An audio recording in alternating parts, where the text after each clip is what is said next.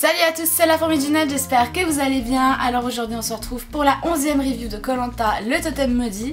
Et oui, déjà 11 épisodes, hein, ça passe vite dis donc. Alors l'épisode commence avec le débrief des rouges, histoire d'endormir Maxime par rapport aux révélations du conseil de la veille, donc par rapport à Yannick et Bastien, et ça a l'air de fonctionner. D'ailleurs Luana et Ambre vont essayer de noyer le poisson en disant que voilà, il parlait pas derrière son dos, et que effectivement s'ils avaient eu des conflits, ça avait été déjà réglé entre eux, ce que les jaunes ignoraient, du coup elle a un petit peu joué là-dessus. Donc voilà, Maxime les croit, y a pas de souci, et du coup on retrouve les jaunes, eux, qui sont vraiment pas contents. Bah, déjà évidemment ils ont été trahis par les rouges, et en plus de ça ils ont perdu Yannick qui était quand même un membre assez important de leur équipe. Après c'est sûr qu'avec Nicolas dans leur équipe ça les aide, mais alors pas du tout. Ensuite on enchaîne avec la résidence du jury final qui personnellement m'avait pas mal manqué lors de la dernière saison. Évidemment Yannick raconte à Pauline et Colin ce qui s'est passé durant son élimination. D'ailleurs Pauline va balancer la stratégie des rouges, hein, qui est pas du tout un secret, donc le fait de vouloir rester entre eux un maximum de temps, mais aussi le véritable rôle de Nicolas, donc ex-vert, mais qui est surtout un agent double. En parallèle sur le camp on va voir l'entraînement au tir à l'arc, donc annonciateur de l'épreuve de confort. Pendant l'entraînement Olga nous dit que les rouges se sont jetés sur les arcs. Bon évidemment ils sont en majorité, donc je pense qu'il faut un petit peu la loi sur le camp. D'ailleurs on a plusieurs stratégies, hein, donc Anne-Sophie qui feinte d'avoir un bon niveau. Apparemment elle a fait un cours express de tir à l'arc avant de partir. On a Olga qui est assez bonne. Apparemment c'est son père qui lui a appris quand elle était petite. Et on a François qui a fait du tir à l'arc en 6ème, et apparemment il a encore gardé de bons réflexes parce qu'il est vraiment très bon. D'ailleurs il va même faire un pari avec Nicolas sur la portion de manioc, donc s'il réussit à mettre 5 flèches d'affilée dans le noir, Nicolas lui donne sa portion de manioc pendant 10 jours. Ce que François réussit à faire, mais je doute que Nicolas lui donne son manioc, et de toute façon il faudra déjà en trouver. Après cet entraînement on va avoir une session pêche. Alors Ambre ouvre le bal en pêchant à main nue un poisson. Donc là je peux vous dire qu'il se fout carrément du kit de pêche. Mais François n'en restera pas là parce qu'il va annoncer de but en blanc, hein, comme ça, qu'il veut vider la mer, son objectif étant d'ouvrir une poissonnerie. Ok, cool, bah écoute, vaut mieux tard que jamais parce que le kit de pêche il était en train de prendre la poussière. Et en plus c'est payant parce qu'ils arrivent quand même à choper quelques petits poissons, donc c'est toujours ça de prix. D'ailleurs Fouzi est trop content parce qu'il a pêché son petit poisson au harpon, donc en hommage à son papa, et du coup on va avoir le portrait de Fouzi. Alors portrait que j'ai trouvé vraiment très sympa. On a appris que c'était pas que le Mbappé de la finance, hein.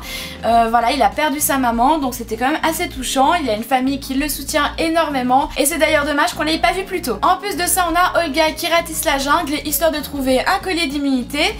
On a aussi Jean-Charles qui nous dit qu'il aimerait bien gagner une épreuve parce qu'il est toujours mauvais. Alors malheureusement pour toi tu vas même pas participer à cette épreuve. Et il y a aussi François qui fait une chute de tension, je crois qu'il a utilisé trop d'énergie à la pêche, donc malheureusement l'ouverture de sa poissonnerie c'est pas pour bientôt. Ensuite c'est l'heure de l'épreuve de confort. Alors déjà pour parler de la récompense, donc ce sera une nuit dans un hôtel avec un repas et un petit déjeuner, mais surtout ils vont pouvoir téléphoner à leurs proches. Et en ce qui concerne la malédiction du totem maudit, et bah écoutez, c'est les aventuriers qui vont la déterminer, étant donné que ce jeu va se jouer en équipe, donc 2 équipes de 5, et ils sont 11, donc forcément quelqu'un ne va pas participer. Donc déjà à tour de rôle ils vont piocher une boule pour savoir qui seront les chefs d'équipe. Ce sera donc François et Nicolas, et ensuite ils vont sélectionner leur équipe. Alors rapidement François va choisir Fouzi, Luana, Bastien et Ambre, et du coup Nicolas aura Maxime, Géraldine, Olga et Anne-Sophie dans son équipe. Donc malheureusement c'est Jean-Charles qui n'est pas choisi, mais évidemment il est tellement gentil qu'il va pas avoir de rancœur, et il comprend totalement le choix de Nicolas qui a choisi donc Anne-Sophie à sa place étant donné qu'elle est maman. Donc voilà, les équipes sont au complet, et maintenant le déroulé de l'épreuve. Alors déjà dans chaque équipe ils vont avoir 2 flèches supplémentaires.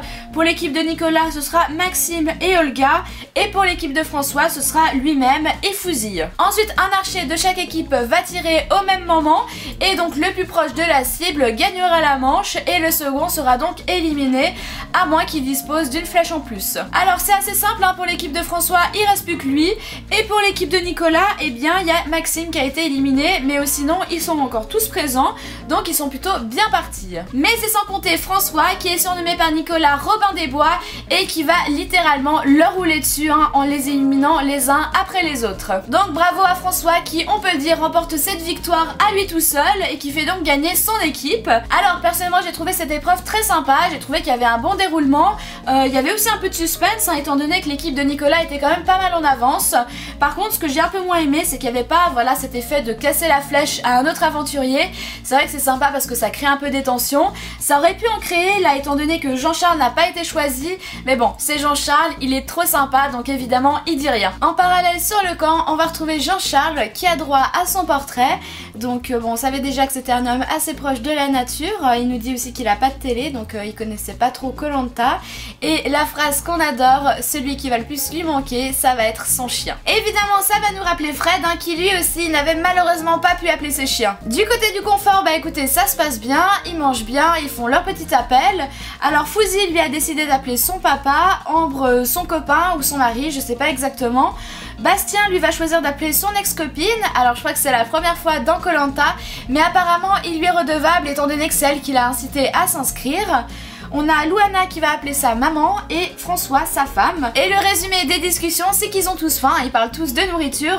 Ambre d'ailleurs va même mentionner son rêve où elle nageait dans un camembert. Bah écoutez ça me rassure parce que moi aussi je fais des rêves bizarres. Bon pas autour du fromage mais quand même. Et ensuite on enchaîne avec le jeu d'immunité, donc ce sera le parcours du combattant, une épreuve culte à Koh-Lanta.